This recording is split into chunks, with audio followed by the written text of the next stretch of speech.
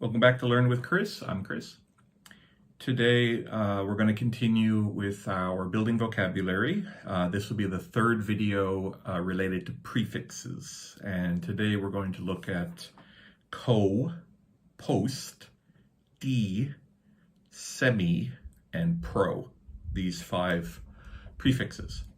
So let's begin with co. Co means together or with. So let's look at some examples. Cooperate.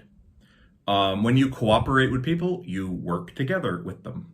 You have a level of understanding about what you're doing, and you're going to work together with that other person. We cooperate at work. We cooperate when we play games. You're working with other people. You're operating with other people for some common purpose or goal. Second example, co-author. Author, of course, is someone who writes a book. So if you co-author a book, that means 2 people are going to be working on the book. Maybe there's a main writer and then there's a co-author. The co-author will help write the book with the main author. So they're writing together or they're writing with each other. Next is coexist. This obviously is what we do as social people, social animals. We coexist with other people. We live together with other people. When you're married and you have a family and you have your kids, you coexist with your family. And in a society broad sense, we also coexist with other humans as well. So we live with them. We exist with them together. Then we have coordinate. Coordinate means to kind of plan together with other people. So you're going to work again. It's similar with cooperate. We coordinate and cooperate together. So when you coordinate, you're planning together, making arrangements together with other people, again for a common purpose. And last example for co is Copilot.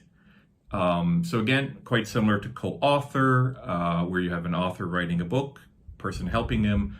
The pilot flies the plane, and then there's a co-pilot who will help the pilot fly the plane. So they will fly the plane together, right? So co means together. And I believe it's a Latin word, a prefix. It comes from Latin. Okay, our second example is post. And post means after or following. So it's opposite to the word pre. Pre means before. Post means after. Examples, postpone. When you postpone something, you delay it until after. So sorry, we can't do the meeting. We have to postpone it until tomorrow. So we're gonna do it later. We're gonna do it after. Next example is postgraduate. We use this either as a person, a postgraduate person, or a postgraduate degree. We would use it as an adjective as well. Postgraduate means after graduation. So when you go to university and you get your bachelor's degree, if you continue your education to get a master's degree, that's called postgraduate because it's after you've already graduated for the first degree. Then we have postscript. This is after writing. So if you've ever written something, you write down a whole letter and then you sign your name. But if you think, oh, I should actually write a little bit more, you would put PS and then you'd write a little bit more. The PS means postscript. After I have written, I need to write more. Maybe you forgot something and you're going to write some more. So PS or postscript. And then we have postmortem. Mortem means death, I think, or dying or dead. It's something related to death.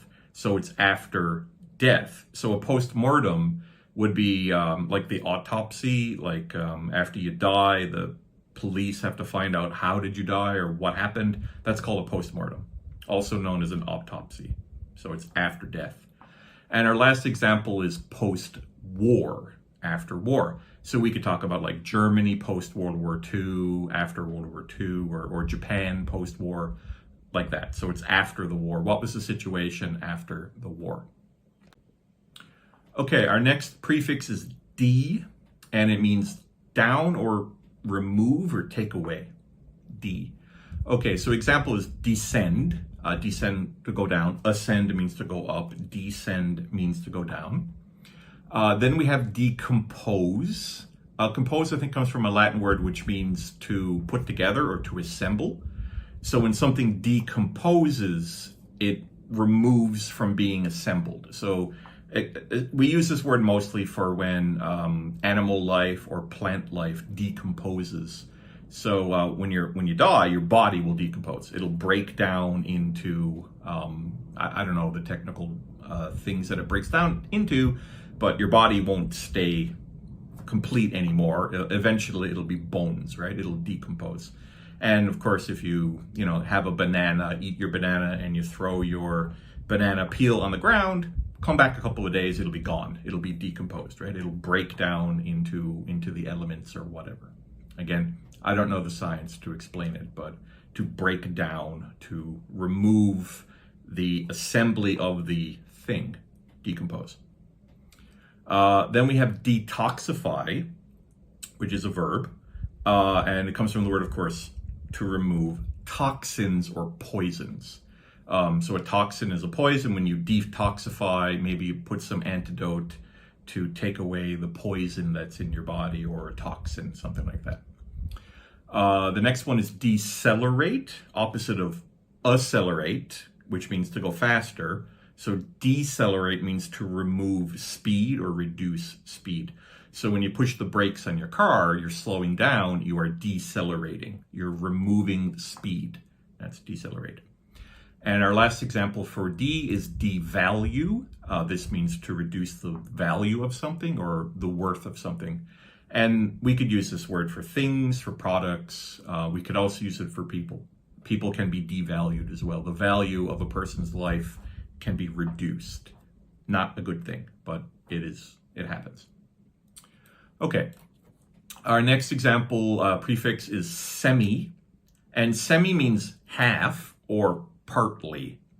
So some examples, a semicircle. So a semicircle is half of a circle, right? Then we have semiannual. Annual means year, so half of a year. It could also mean twice a year or every 6 months, right? Semiannual, half a year. We have semi-ripe.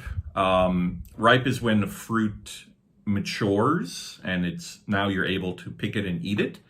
If it's semi-ripe, it's partially ripe, not ready to be eaten, not yet. Semi-ripe, so partially ripe. Semiconscious is another example. Conscious is when you're awake. I'm conscious right now, I'm awake. When you're semi-conscious, you're partly awake. It's in between sleeping and waking up. So when you just wake up in the morning, you're not quite awake yet, you're semi-conscious. And the last example is semi-permanent, so partly permanent. This is kind of like long-lasting. If something can last for a long time, you could call it semi-permanent. It's not permanent because permanent is forever, but it's a long time. Maybe some type of hairstyle somebody might do. It might last for a very long time. Or maybe a tattoo. Maybe you can call a tattoo semi-permanent. That might last for a very long time as well, until the tattoo, the ink bleeds and blends, right? Okay. And our last prefix is pro, P-R-O. Pro means either before or in favor of, or like supportive. If you support something, you're pro it, like pros and cons, right?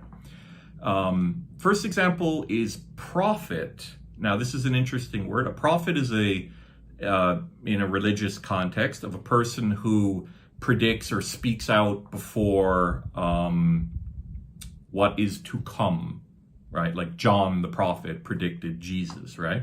So the prophet is before, right? Because pro means before. He's speaking before the miracle happens or the savior comes or something like that. So it's a prophet.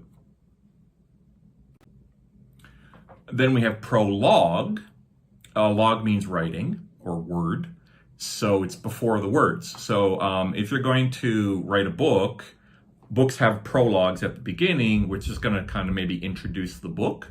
So the prologue is the writing before the writing of the book, right? And sometimes people might be asked, can you write the prologue for my book, right? So some famous person will write the prologue for the book. So the writing before the writing. Proclaim, when you claim something, you say it. So again, proclaim means to speak before something happens, right? So you're proclaiming something and then the event will happen later.